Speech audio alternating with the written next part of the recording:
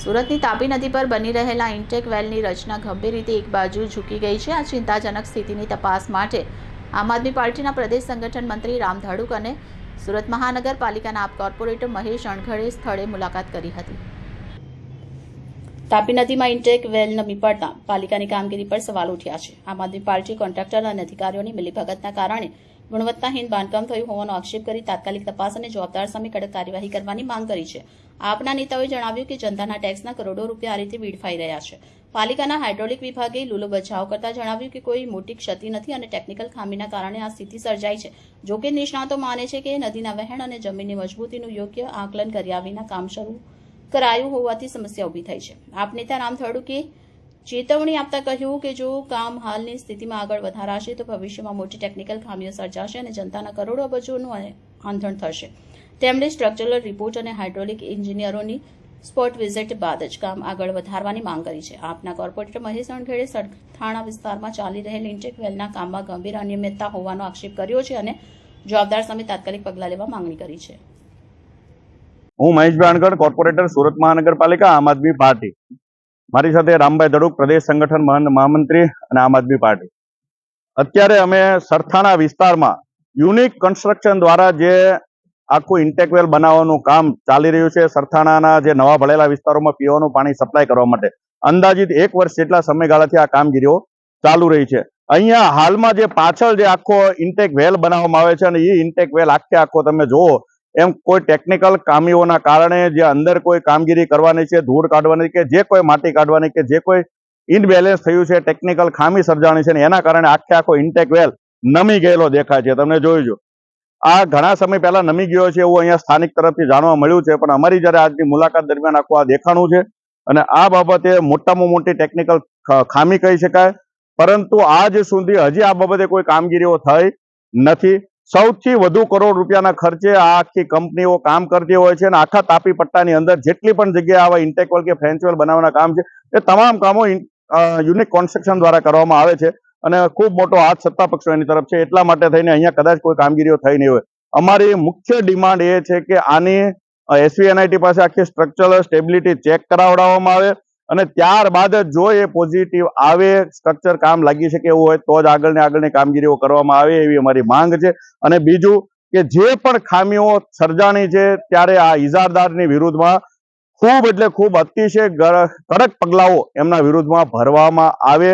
આ કંપની દ્વારા અનેક પ્રકારની ગેરરીતિઓ થઈ રહી છે, આખી તાપીને બ્લોક કરીને પણ કામગીરી કરી રહી છે। સાથે સાથે એમનું જેટલું પણ ડ્રેનેજનું પાણી નીકળતું હોય, RMC પ્લાન્ટનું પાણી નીકળતું હોય એ તમામ વેસ્ટ તાપી નદીની અંદર ઠાલવી રહેવામાં આવે છે।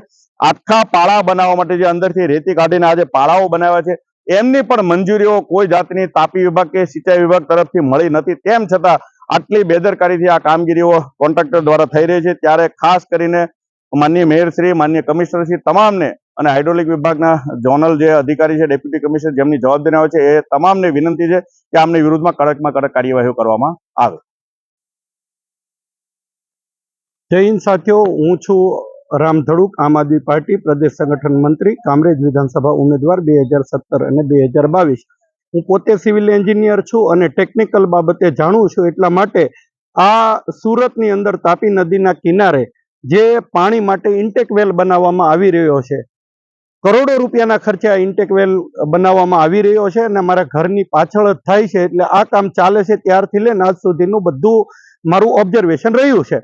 હાલ આ ચોમાસા પહેલાની કામગીરી ચાલુ હતી અને એ ચોમાસા દરમિયાન આ જે ઇન્ટેક વેલનું આખું સ્ટ્રક્ચર છે 3 થી 5 ડિગ્રી આવી રીતના નમી ગયું છે અને હાલમાં આ ચોમાસા પછીથી ફરી એકવાર નવું કન્સ્ટ્રક્શનનું કામ અહીંયા ચાલુ કરવામાં આવ્યું છે અને અત્યારે ખૂબ ટેકનિકલ ખામી આ ઇન્ટેક વેલ બનાવવામાં થઈ રહી છે।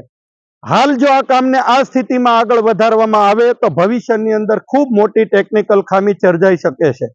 આવનારા સમયની અંદર હાઇડ્રોલિકના મશીનો ફિટ કરવાથી લઈ, પંપો ફિટ કરવાથી લઈ અને ઘણી બધી ટેકનિકલ એરરો આવી શકે છે, એના ઇન્સ્ટોલેશનમાં પણ આવી શકે છે અને મેન્ટેનન્સમાં પણ આવી શકે છે। અને જો આ સ્થિતિની અંદર આખું સ્ટ્રક્ચર પૂરું કરવામાં આવે તો ભવિષ્યની અંદર આ સંપૂર્ણ બાંધકામ પૂરું થયા પછી એવું જાહેર કરવામાં આવે કે આ તાપીના પાણીથી, તાપીના પૂરથી ટેકનિકલ રીતે આ જે સ્ટ્રક્ચર છે એને ખૂબ મોટું નુકસાન પહોંચ્યું છે અને એ સમયે જનતાના કરોડો અને અબજો રૂપિયાનું આંધણ થઈ જાય।